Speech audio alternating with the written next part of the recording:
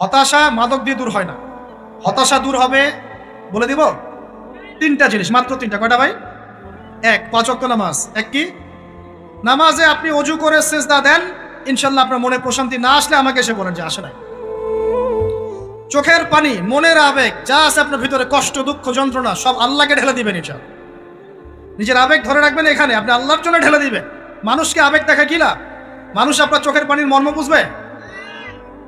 মানুষ কি মানুষের চোখের পানির মর্ম বুঝে? আপনার পিতা যদি মারা যায়, আমার কাছে এসে দোয়া চান কান্নাকাটি করে, আমি দোয়া করতে পারবো, কিন্তু আমি কিন্তু আপনার ফিলিংসটা বুঝতে পারবো না। আপনার অনুভূতি কে বুঝতে পারবেন?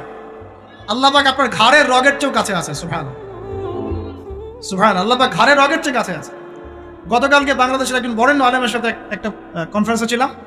উনি বলছিলেন যে এক ব্যক্তি, এটা শোনেন, এক ব্যক্তি খুব তার শখ যে তিনি সাহাবীদের মতো নামাজ পড়া শিখবেন। কথা বুঝতে পারছেন? সাহাবীদের মতো নামাজ শিখবেন। তো একজন বরেণ্য আলেমের কাছে এসেছেন, এসে বলছেন যে আমাকে সাহাবীদের মতো নামাজ শিখিয়ে দেন। তখন সেই আলেম আরেকজন আলেমের সন্ধান দিয়েছে, যা তুমি তার কাছে যাও, তিনি শেখাবেন। তো সেই ব্যক্তি একটু অবাক হয়েছেন, কারণ যাকে প্রশ্ন করেছিলেন তিনি অনেক বড় মুহাদ্দিস, আর যার কাছে পাঠানো হচ্ছে তিনি অত বড় মুহাদ্দিস নন, কিন্তু আবেদ, আমল করেন। তাকে গিয়ে বলছেন উনি আমাকে পাঠিয়েছেন সাহাবীওয়ালা নামাজ শিখিয়ে দেন।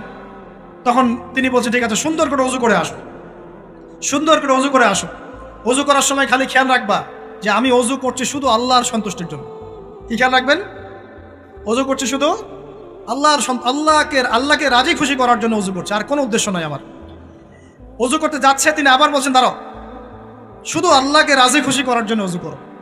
আবার শুরু করছেন, আবার বলছেন শোনো, শুধু আল্লাহকে রাজি খুশি করার জন্য অজু করো।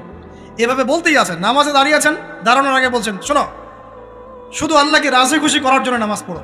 বলতেই আছেন, বলতেই আছেন। এক পর্যায়ে সে ব্যক্তি নামাজ শুরু করলো, নামাজে মনোযোগ এদিক ওদিকে যায়, আর তার মাথায় এটা আসে, এই শুধু আল্লাহকে রাজি খুশি করার জন্য আমাকে নামাজ পড়তে, শুধু আল্লাহকে রাজি খুশি করার জন্য নামাজ পড়তে হবে। এই চিন্তা তার মনের মধ্যে ঘুরপাক খাচ্ছে, ঘুরপাক খাচ্ছে। এভাবে নামাজটা সে শেষ করেছে। শেষ করে চিন্তা করছে যে নামাজ তো পুরোপুরি মনোযোগ দিতে পারলাম না। বারবার মাথার মধ্যে এরকম চিন্তা আসছে, আল্লাহ আমাকে তুমি মাফ করে দাও, নামাজটা আমার মনে হলো না ঠিক মতো। তখন সে ফিরে এসে তার সে ওস্তাদকে বলছেন আমার তো নামাজ এরকম এরকম করে পড়লাম, কিন্তু শেষমেশ মনে হলো যে নামাজটা হয়তো কবুল হয় নাই, আল্লাহর কাছে খুব মাফ চাইলাম, আল্লাহ আমাকে মাফ করে দাও, নামাজটা মনে হলো না। তখন সেই যে প্রথম ব্যক্তি যিনি পাঠিয়েছেন তিনি বলছেন এটাই হলো সাহাবীওয়ালা নামাজ। তারা আল্লাহকে রাজি খুশি করার জন্য নামাজ পড়তেন, নামাজ শেষ করে আল্লাহর কাছে ইস্তেগফার করতেন, আল্লাহ কিছুই হলো না, কিছুই হলো। আর কথা কি বুঝতে পারছেন? অতএব আল্লাহকে রাজি খুশি করার জন্য আপনি আপনার আবেগ, আপনার ইবাদত সব ফেলে দিবেন, অন্য কারো কাছে কিছু পাওয়ার আশা করুন। অতএব নামাজ আপনার মাদকের দিকে যাওয়া লাগবে না, নামাজই আপনার হতাশা দূর করে দেবে ইনশাআল্লাহ।